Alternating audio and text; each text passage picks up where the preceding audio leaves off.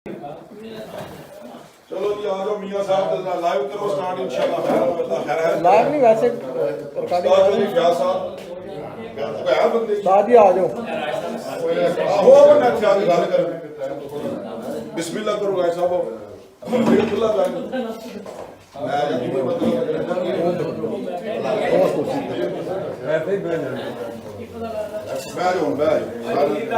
जी जी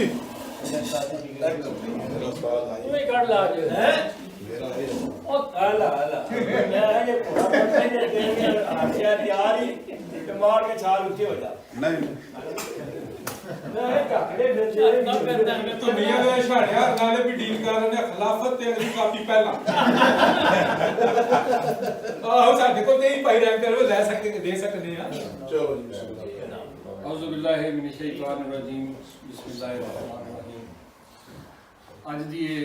ਪੁਰਵਕਾਰ ਸਾਦਾ ਜੀ ਤਕਰੀਬ ਦਾ ਬਕਾਇਦਾ ਆਗਾਜ਼ ਅੱਲਾਹ ਤਾਲਾ ਦੇ ਕਲਾਮ ਪਾਕ ਨਾਲ ਮੈਂ ਜਨਾਬ ਅੱਜ ਨਜ਼ੀਰ ਸਾਹਿਬ ਅੱਗੇ ਦਰਖਾਸਤ ਕਰਾਂਗਾ ਕਿ ਉਹ ਤਲਾਵ ਕਰ बिस्मिल्लाहिर्रहमानिर्रहीम बिस्मिल्लाहिर्रहमानिर्रहीम अल्लाहु ला इलाहा इल्ला हुवल हय्युल क़य्यूम ला ताखुज़ुहु सिनतुन व ला नौम लहु मा फ़िस समावाति व मा फ़िल अर्ज़ मन ज़ल्लज़ी यशफ़अु इंदहु इल्ला बिइज़निहि यहदी मा ख़ल्फ़हु व ला युहीतून बिशैइन मिन इल्मिही इल्ला बिमा शाअ वसिअ समावाति वल अर्ज़ व ला यऊदुहु हिफ़्ज़ुहुमा व हुवल अलिय्युल अज़ीम।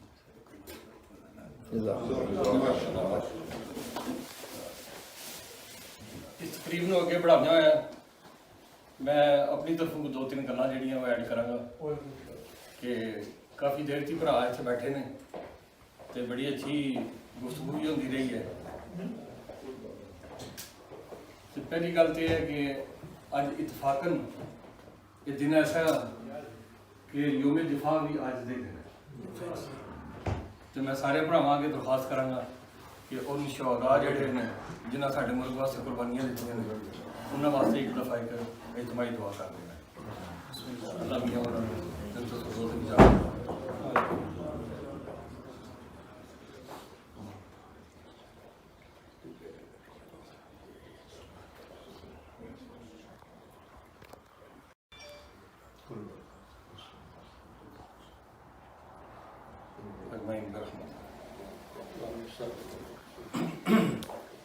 दुनिया के बड़े काम औखे ने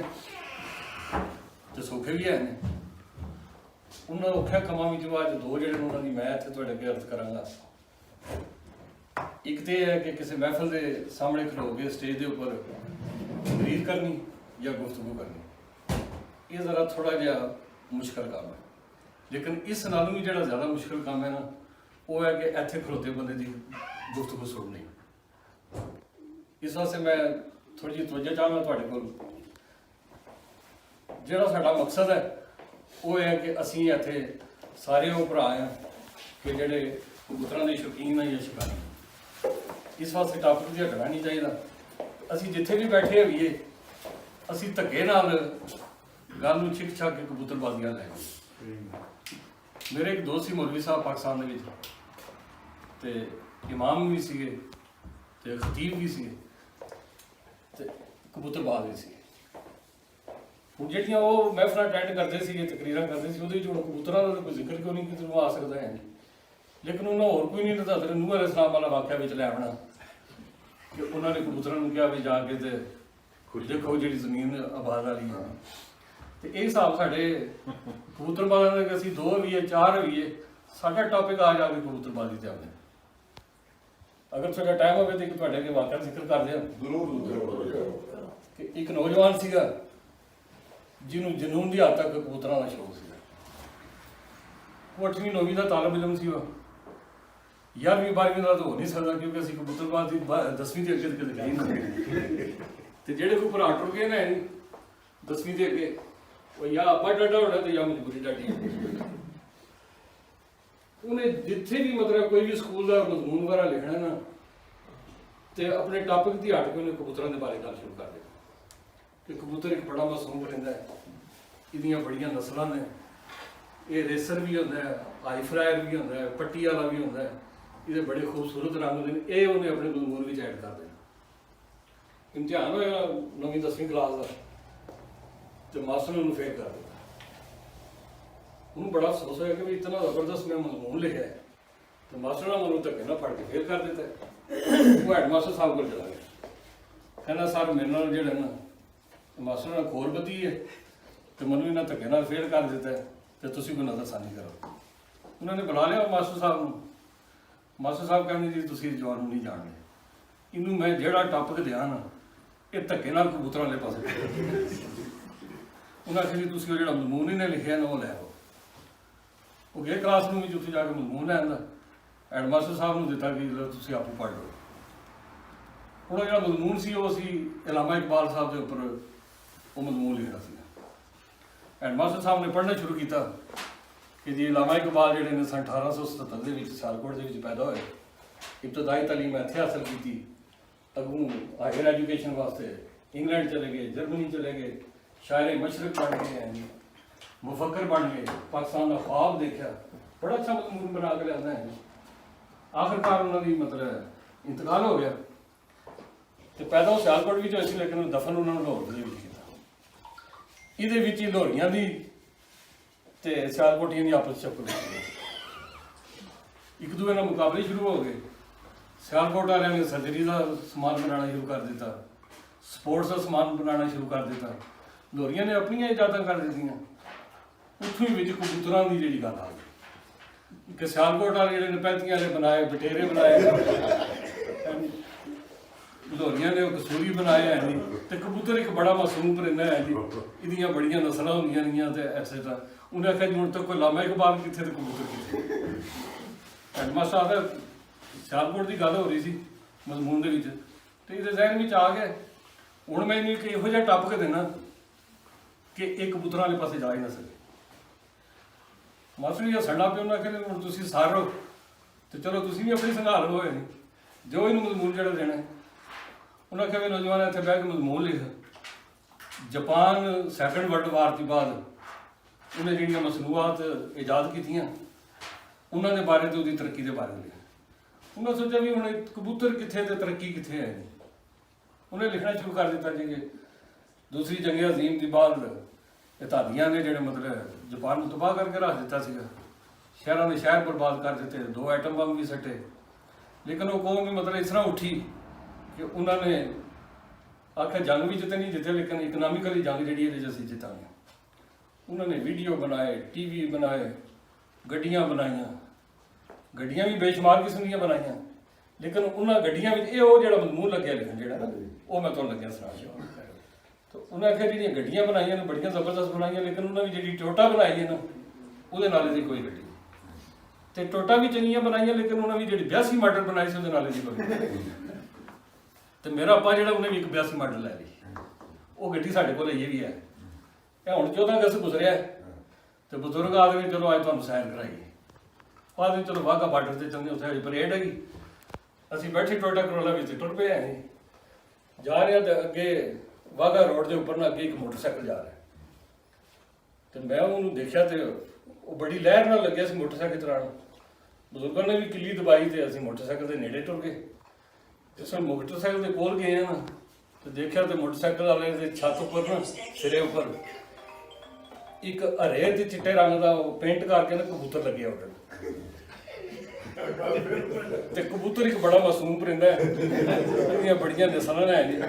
ਉਹ ਆ ਜਾ ਕੇ ਫਿਰ ਕਬੂਤਰ ਦੀ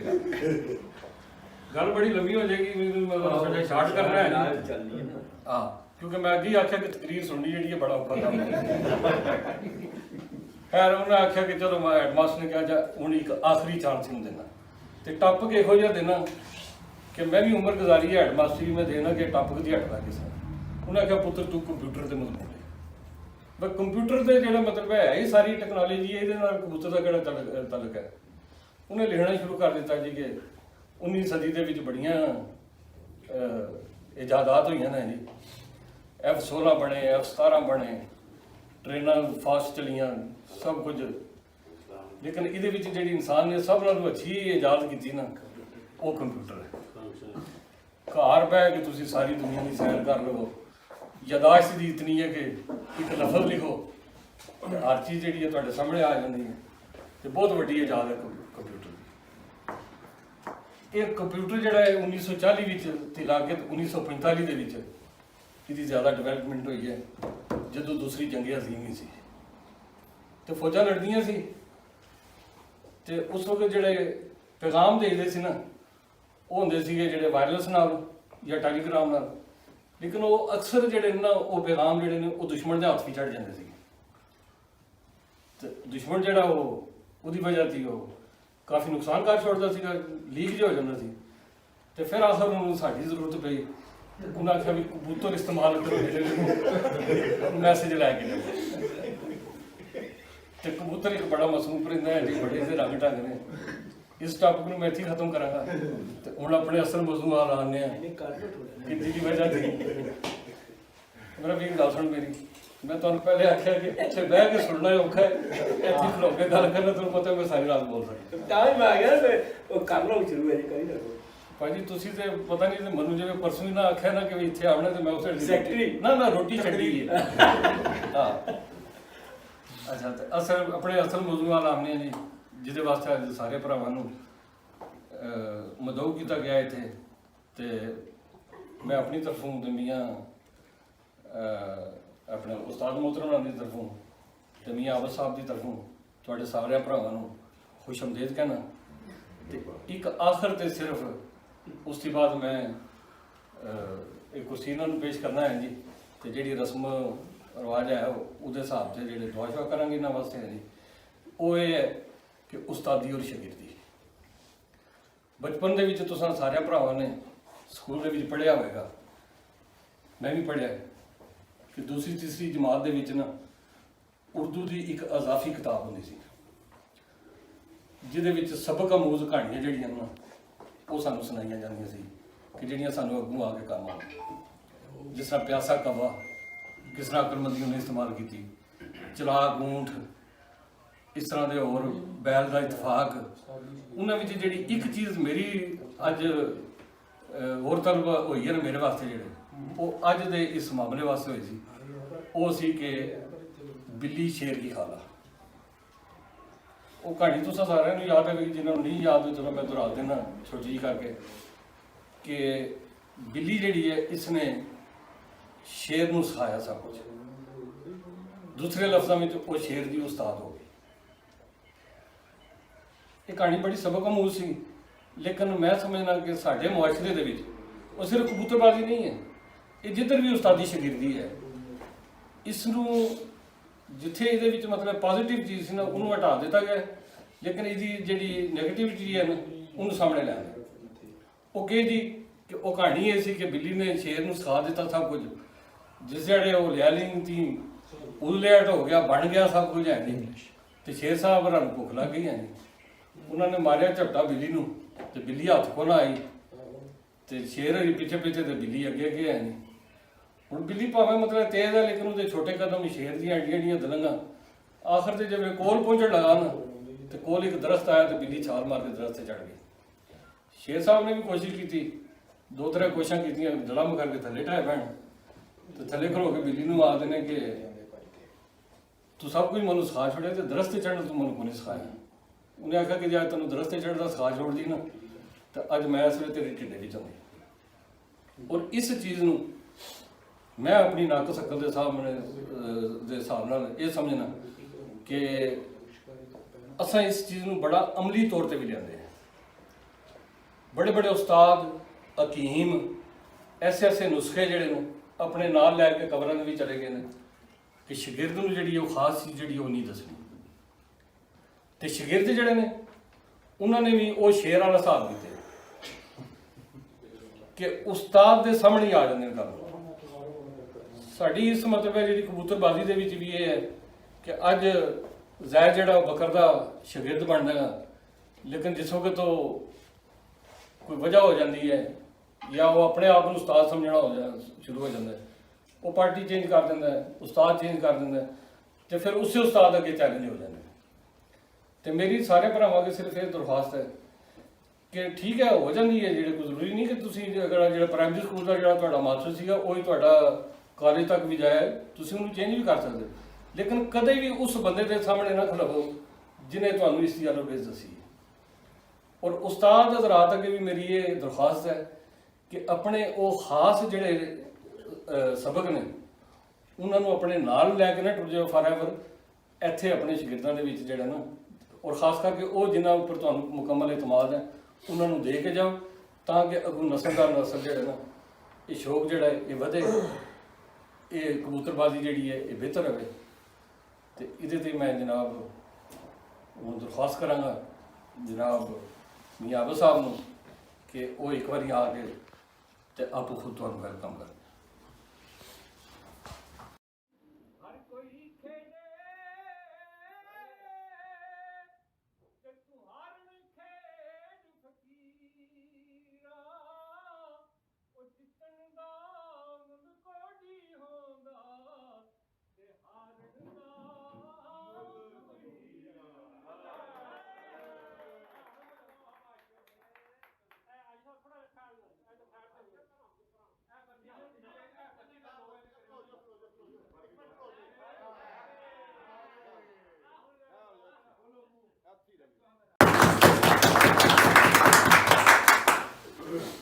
सारे भरावां नूं अस्सलाम वालेकुम ते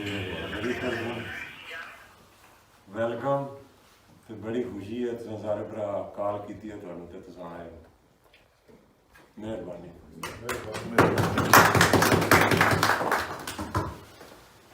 हुण जनाब मैं उस्ताद मोहतरम चौधरी फयाज साहब अगे दरख्वास्त करांगा कि वो इत्थे आके स्टेज के उपर ते पैरां नूं रस्मी तौर पर जिस तरह उस्तादी शगिर्दी का एक रिवाज चल रहा है वो करन, और नाल अपने कोई सुनहरी अल्फाज जिहड़े ने उन्हां नाल सानूं जनाब फयाज साहब।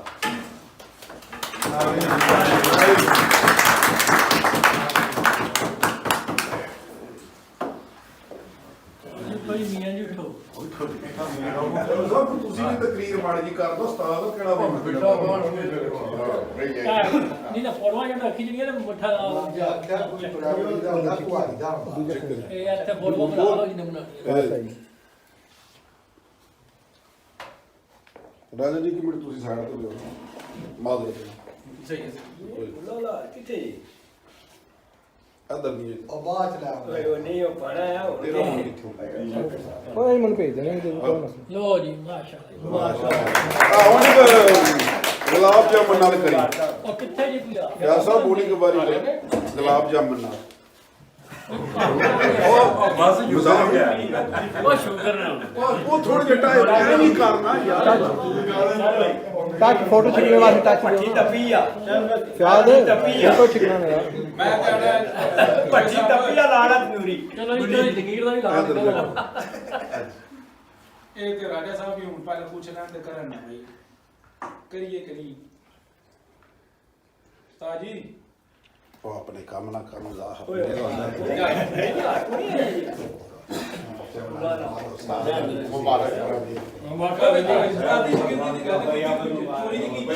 ਆਪਣੇ ਮਤਲਬ ਹੈ ਕਿ ਨਵੇਂ ਤਾਜ਼ੇ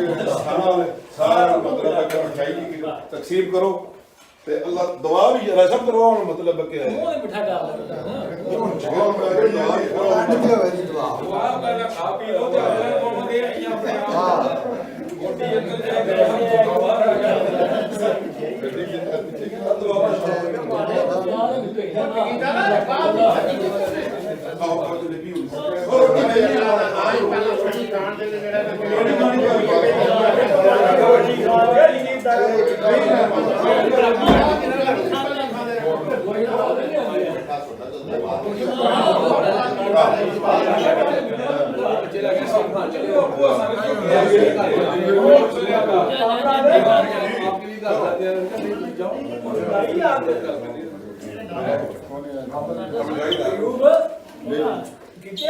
ਹੋਇਆ ਆਮਦਾ ਇਹ ਲਗਾ ਕਰਨ ਕੰਮ ਆਹ ਥੋੜਾ ਚੁੱਲਾ ਇਹ ਰੱਖੀ ਆ ਕੇ ਥੱਲੇ ਨਹੀਂ ਨਹੀਂ ਉਹ ਖਾਤਾ ਵਾਵਾ ਸਾਰਾ ਹੈ ਨਾ ਅੱਛਾ ਖਾਤਾ ਵਾਵਾ ਮੈਂ ਨਵਾਂ ਕੰਮ ਉਹ ਯਾਰ ਕਰਨਾ ਤੇ 2 ਮਿੰਟ ਅਗਲੇ ਚੋੜੇ ਨੇ ਇਹ ਤੇ ਸਾਨੂੰ ਇਹ ਵੀ ਬਹੁਤ ਮਾਰ ਕੇ ਜਾਣ ਲੱਗੇ ਪਹਿਲੇ ਕਿਹੜੇ ਬਰੋ ਜਾ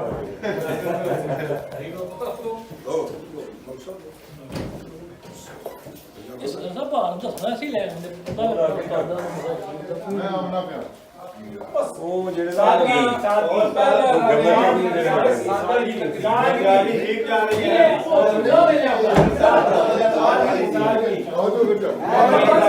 ਅਗਲੇ ਸਾਲ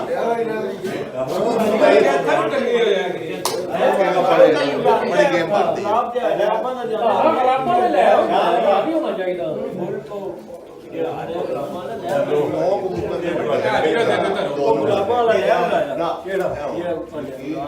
ਇੱਕ ਬੱਚਾ ਪਿਆ ਜੇ ਮੈਂ ਜੋਗ ਬੜੇ ਬੜੇ ਕੁੱਤੇ ਢੋਲਾ ਦਾ ਕੰਮ ਮੋਸਟ ਨਹੀਂ ਖਾਣਾ ਆਹ ਤੇ ਕੋਸ਼ਿਸ਼ ਵੀ ਨਾ ਵਾਦੇ ਦਾ ਦੇ ਦੋਸਤੇ ਦੀ ਆਪਣੀ ਜਗ੍ਹਾ ਜੀ ਰਾਜੇ ਦਾ ਮਗਰ ਡੱਬੇ ਵਾਦ ਬੈ ਕੇ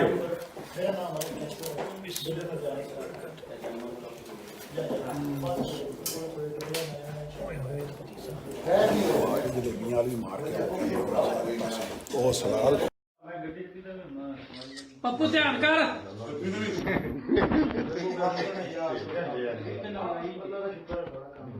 ਮਾਸ਼ਾਅੱਲਾ ਜੀ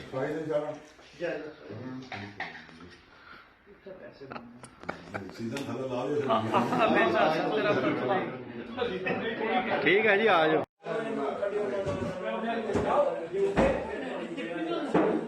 ਤੂੰ ਆ ਕੇ ਆਂਦੇ ਮੈਂ ਲਾਈਟ ਮਾਰੋ ਜੀ ਲਾਈਟਿੰਗ ਲਓ ਜੀ ਲਾਈਟ ਮਾਰਿਓ ਬਿਹਤਰੀਨ ਮੈਂ ਆਪੂ ਟੂਰਾ ਨੈਕਸਟ ਪਾਰਟ ਅੱਧਿਆ ਰਸਗੁੱਲਾ ਫੜਾਓ ਵੀ ਨਾ ਉਧਰੋਂ ਮੱਕਾ ਕਹਿ ਦਿਓ ਹਮ ਤੂੰ ਤੇਰੇ ਨਾਲ ਲਾਈਟ ਮਾਰੋ ਆ ਜਾਓ ਨਾ ਤੁਸੀਂ ਵੀ ਨਾਲ ਰਹਿ ਮੈਂ ਤੈਨੂੰ ਲਾਈਟ ਮਾਰ ਲਾ ਲਾ ਲਾਈਟ ਮਾਰ ਉਹ ਲਾਈਟ ਮਾਰ ਇੱਥੇ ਸ਼ਾਮ ਇੱਥੇ ਮਲਕ ਦੀ ਵਾਰੀ ਚੌਕੀ ਲਾਈਟ ਦੀ ਲੋੜ ਹੁੰਦੀ ਭਾਈ ਪੱਪੂ ਉੱਠ ਨਾ ਆ ਜਾਓ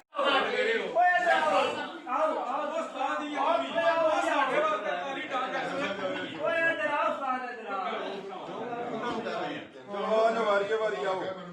ਜੀ ਕੀ ਬਾਤ ਹੈ ਨਾਰਾ ਨਹੀਂ ਢੂੰਗ ਲੋ ਆਹੋ ਮਾੜਾ ਲੱਗਦਾ ਅਗਰ ਤਾਂ ਨਾਰਾ ਹੀ ਸਮਝਣਾ ਚਲੋ ਇੱਧਰ ਵੇਖੋ ਜੀ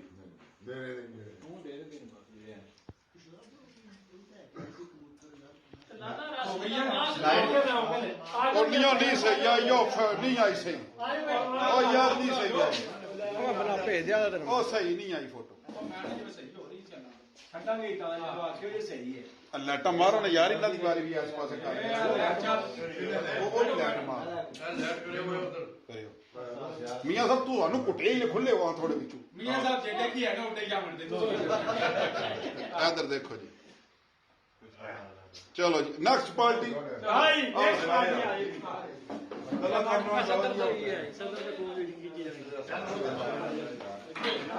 ਤੇਰਾ ਸ਼ੁਰੂ ਕੇ ਲਾਲ ਦੇ ਲੈ ਕੇ ਆ ਜੀ ਲੈਟ ਮਾਰਿਓ ਜੀ ਲੈਟ ਇੱਧਰ ਦੇਖੋ ਜੀ ਉਹ ਲਾਲਾ ਉਹ ਕਹਿ ਰਹੇ ਹੋ ਸਦਰ ਔਰ ਸ਼ਿਕਰ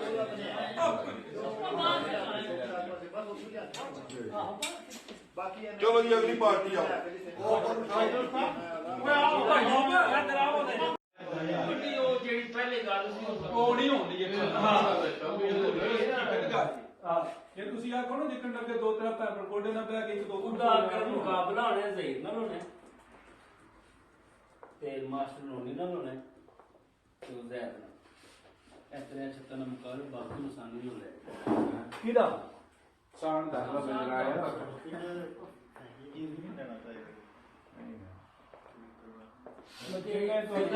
ਜਿਤਨੇ ਵੀ ਸਾਡੀ ਉਹ ਲੈਟਰੀ ਹੈ ਅਸੀਂ ਲੈ ਜਾਂਦੇ ਨਹੀਂ ਕਰ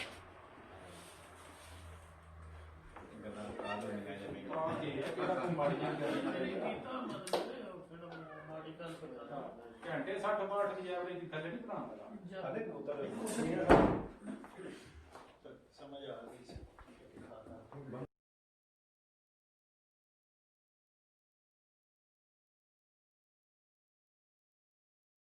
ਆਓ ਨਾ ਨਾਲ ਆਜੋ ਆਜੋ ਆਜੋ ਆਜੋ ਬੰਦੇ ਚਾਰ ਪੂਰੇ ਕਰੋ ਸਵਾਲ ਸੀਟ ਬਾਈ ਸੀਟ ਇੱਥੇ ਆ ਲੈਟ ਬਿਲਕੁਲ ਠੀਕ। ਲਓ ਜੀ ਰੈਡੀ।